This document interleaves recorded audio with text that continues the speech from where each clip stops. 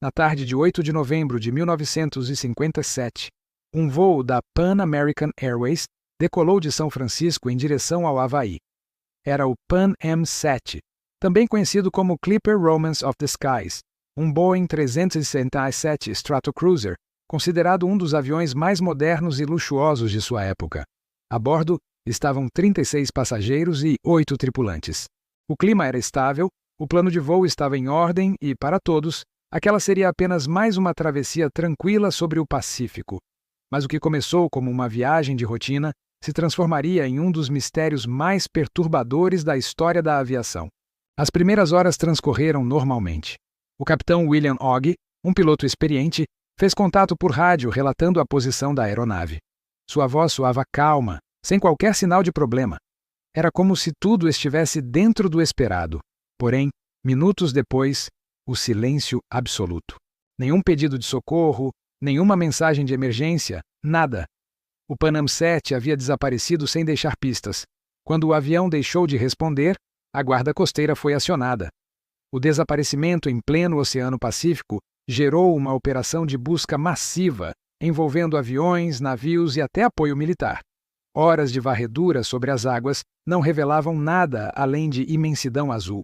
O desespero crescia à medida que a noite avançava e nenhuma informação surgia. No dia seguinte, finalmente surgiram sinais. Fragmentos da aeronave foram avistados flutuando a cerca de 1.600 quilômetros a oeste de São Francisco. No mar, havia pedaços da fuselagem e destroços pessoais, prova de que algo terrível havia acontecido. Mas o mais macabro estava por vir. Ao recolher os corpos, os investigadores se depararam com uma cena que não fazia sentido. Todos os passageiros estavam severamente queimados, alguns completamente carbonizados. Ainda assim, a fuselagem principal não apresentava grandes sinais de incêndio. Era como se as pessoas tivessem ardido em chamas, sem que o avião tivesse sido destruído pelo fogo. Esse detalhe imediatamente chamou a atenção. Em acidentes aéreos, o que se espera ver é a fuselagem retorcida, destroços incinerados, marcas evidentes de explosão ou de incêndio. Mas naquele caso, a estrutura da aeronave estava quase intacta. O mistério não estava apenas no acidente, mas na forma como os corpos foram encontrados. Como explicar que as vítimas apresentavam queimaduras tão intensas se o avião não mostrava sinais compatíveis? Durante as primeiras análises, cogitou-se a hipótese de uma explosão a bordo, possivelmente uma bomba.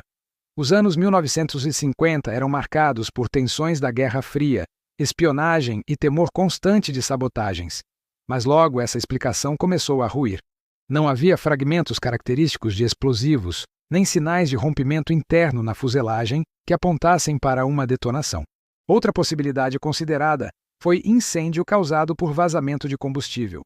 O Boeing 387 possuía tanques enormes e qualquer faísca poderia gerar um desastre. Contudo, novamente, a fuselagem quase intacta não corroborava essa teoria.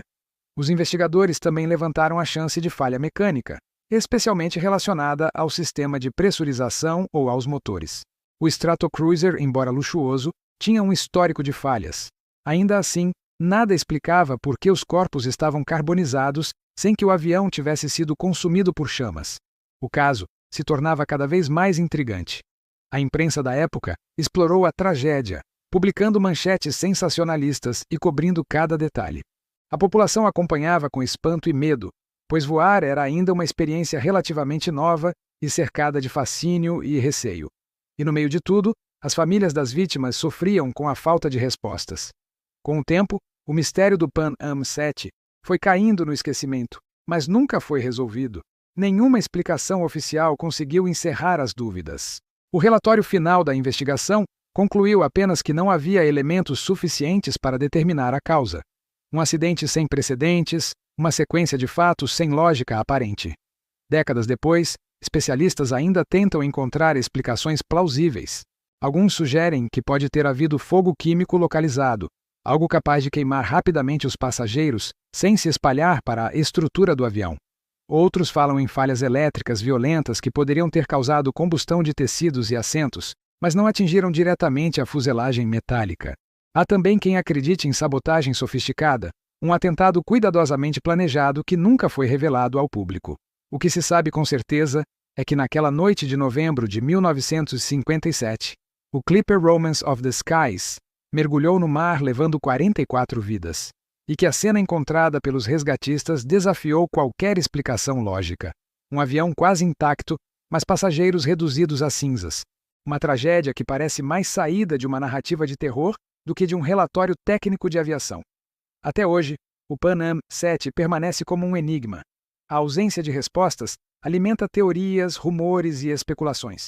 Alguns veem no caso um indício de encobrimento militar, outros acreditam em causas naturais ainda não compreendidas, e há até aqueles que ousam sugerir fenômenos paranormais.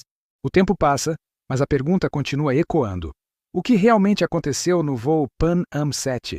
Como explicar corpos queimados em meio a uma fuselagem quase intacta? Talvez nunca saibamos.